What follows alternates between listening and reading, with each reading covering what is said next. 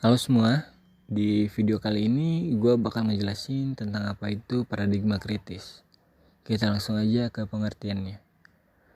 Paradigma kritis pada dasarnya adalah paradigma ilmu pengetahuan yang meletakkan epistemologi kritik marxisme dalam seluruh metodologi penelitiannya. Fakta menyatakan bahwa paradigma kritis yang diinspirasikan dari teori kritis tidak bisa melepaskan diri dari warisan marxisme dalam seluruh filosofi pengetahuannya. Teori kritis pada satu pihak merupakan salah satu aliran ilmu sosial yang berbasis pada ide-ide Karl Marx dan Engels. Menurut Denzin, asumsi dasar dalam paradigma kritis berkaitan dengan keyakinan bahwa ada kekuatan laten dalam masyarakat yang begitu berkuasa mengontrol proses komunikasi masyarakat. Ini berarti paradigma kritis melihat adanya realitas di balik kontrol komunikasi masyarakat. Yang menjadi pertanyaan adalah siapa yang mempunyai kekuatan, mengapa mengontrol, dan ada kepentingan apa. Dengan beberapa kalimat pertanyaan itu, terlihat bahwa teori kritis melihat adanya proses dominasi dan marginalisasi kelompok tertentu dalam seluruh proses komunikasi masyarakat. Lalu ada sejarah dari paradigma kritis. Paradigma kritis lahir tidak lepas dari Institut Penelitian Sosial di Frankfurt, Institute for Social Forschung, didirikan pada tahun 1923 oleh seseorang kapitalis yang bernama Hermann Weyl, seorang pedagang grosir gandum yang pada akhir hayat mencoba untuk cuci dosa, mau melakukan sesuatu untuk mengurangi penderitaan di dunia, termasuk dalam skala mikro penderitaan sosial dari kerasukan kapitalisme. Paradigma kritis adalah anak cabang pemikiran Marxis dan sekaligus cabang Marxisme yang paling jauh meninggalkan Karl Marx. Menurut Frankfurter School, paradigma ini mau mencoba memperbaharui dan merekonstruksi teori yang membebaskan manusia dari manipulasi terkontraksi modern. Berikut ada tokoh-tokoh ahli dalam paradigma kritis. Yang pertama, ada Theodor Adorno. Menurutnya, objek sentral dalam teori kritis Adorno adalah hubungan saling keterpengaruhan antara pertentangan-pertentangan dalam masyarakat sebagai sebuah totalitas dan bentuk konkret kehidupan subjek-subjek dalam masyarakat.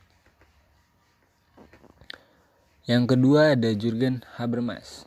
Habermas meyakini bahwa kepentingan teknis seperti dalam ilmu alam dan praktis seperti dalam ilmu budaya seharusnya berada di bawah kepentingan emansipatoris. Yang terakhir ada Immanuel Kant.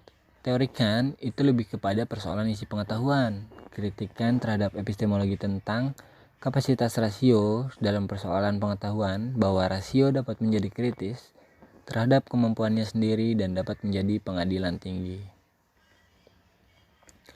Selanjutnya ada ciri khas dari paradigma kritis itu sendiri. Ciri khas dari paradigma kritis ini adalah bahwa paradigma kritis ini berbeda dengan pemikiran filsafat dan sosiologi tradisional. Salah satu ciri khas lainnya adalah bahwa paradigma ini bertitik tolak dari inspirasi pemikiran sosial Karl Marx, tapi juga sekaligus melampaui bangunan ideologis Marxisme, bahkan meninggalkan beberapa tema pokok Marx dan menghadapi masalah masyarakat industri maju secara baru dan kreatif. Berikut studi kasus paradigma kritis terhadap persoalan COVID-19. Pendekatan kritis mengandung 3 poin. Yang pertama, bagaimana menafsirkan sebuah kasus, bagaimana suatu kasus tersebut dapat tercipta, dan implikasi kasus tersebut pada dunia sekitar.